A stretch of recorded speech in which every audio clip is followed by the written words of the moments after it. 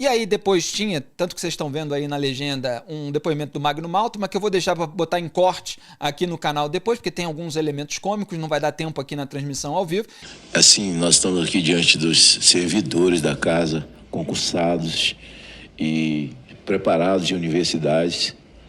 E é uma cena absolutamente humilhante para nós, senador Mourão, como senadores da República. Alexandre de Moraes e tantos outros seus pares que não representam a instituição, mas eles, para se defender, quando você toca no nome de um deles, diz que você está ofendendo o Supremo. Eles não são Supremo coisa nenhuma. A instituição, e aqui sabatinados, normalmente nessa comissão, eles vendem até a mãe para botar essa capa nas costas. Depois não há ordenamento jurídico. Tão somente saem daqui com um título, não sei se com um anel ou com a medalha, que diz assim: guardião da Constituição. Não é isso, senador Cotarelli? Mais nada que isso, não é isso, senador Alessandro? Mais nada que isso. Como? E é o gosto do cliente.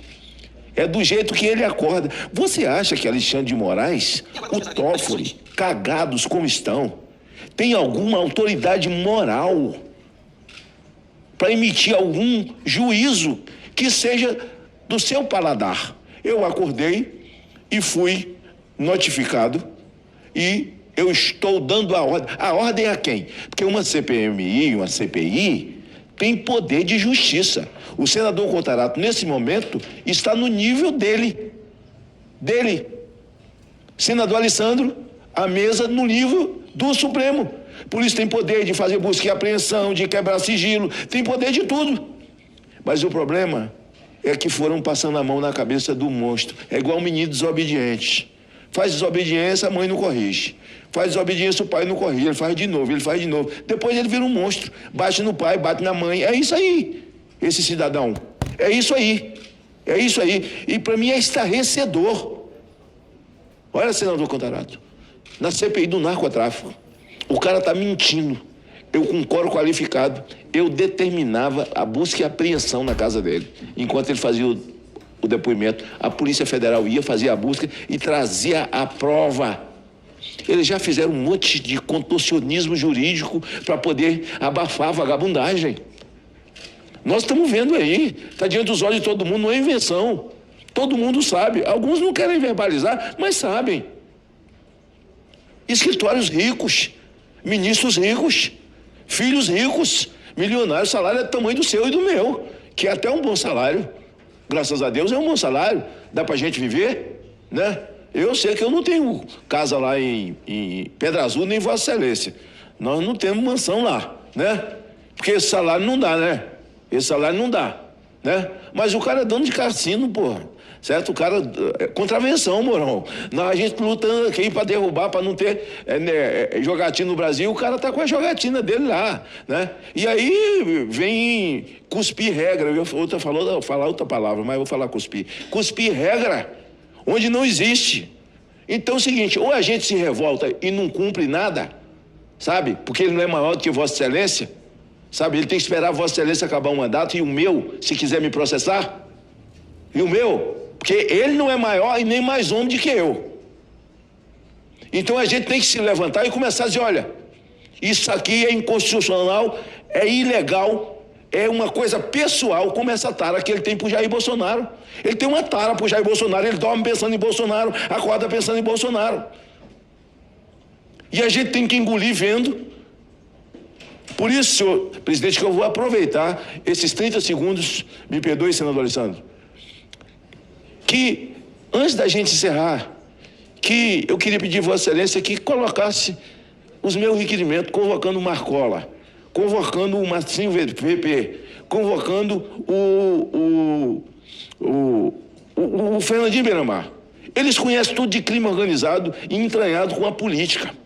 Entranhado com a política e entranhado também nas altas cúpulas do nosso judiciário. Então, eu tenho esse requerimento, a sociedade quer ouvi-los, e se Vossa Excelência, sabe, e eles vão entrar pedindo habeas corpus também, e é possível até que ganhe, né? Porque são pessoas muito importantes, que fazem parte do esquema, enriqueceram muita gente e continuam enriquecendo muita gente com essa história de lavagem de dinheiro. Então eu vou passar para as colocações do relator Alessandro Vieira. Ele, em determinado momento, fala do silêncio dos bons. Mas se estão em silêncio, por que bons? Essa que é a questão que sempre se coloca diante dessa frase. Eu mostrei aqui no julgamento do Cláudio Castro como a Carmen Lúcia falou que não há democracia sem ética.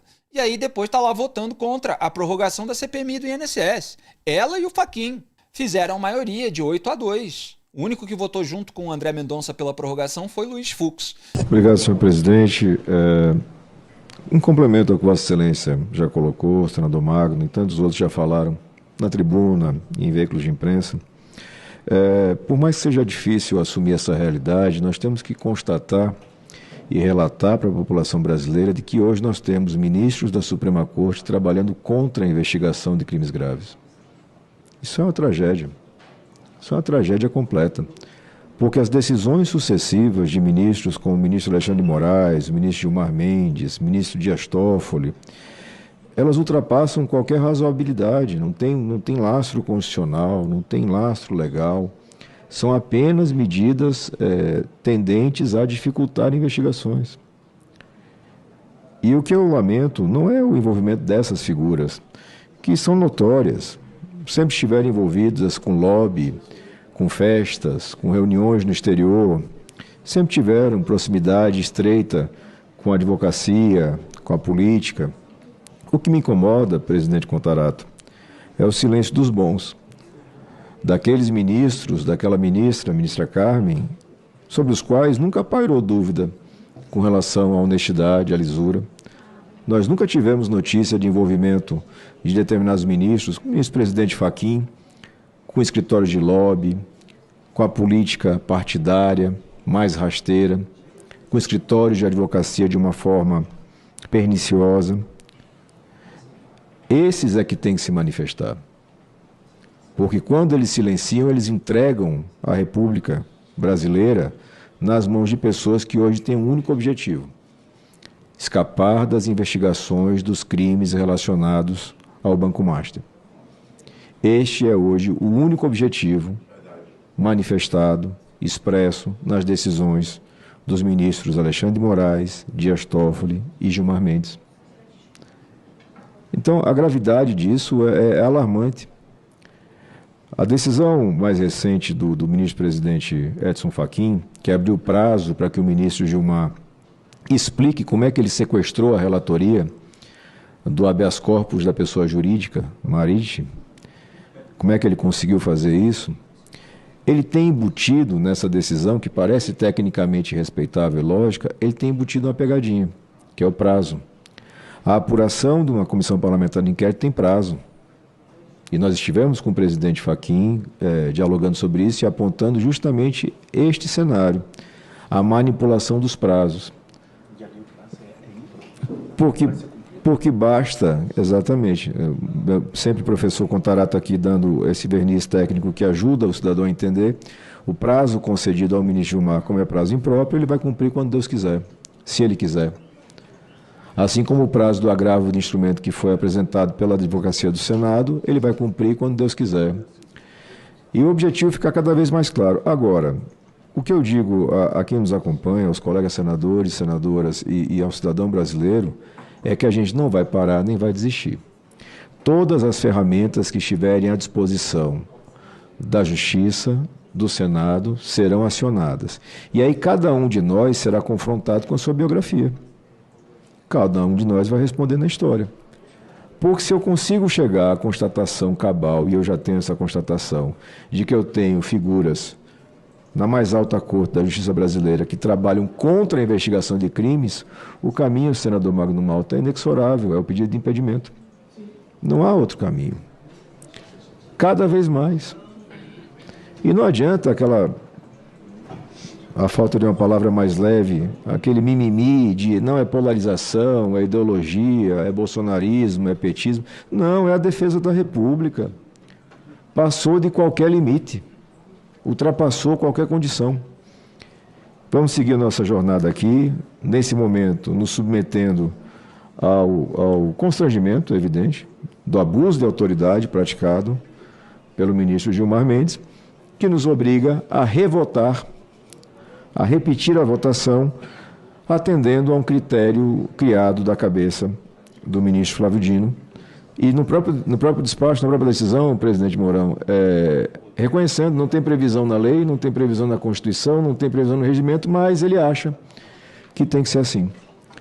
Então, é trabalhar, é persistir e cada vez mais explicar para o cidadão brasileiro o que está acontecendo. Hoje, quem deveria ser a última palavra em garantia da justiça está se colocando como última palavra em garantia do crime.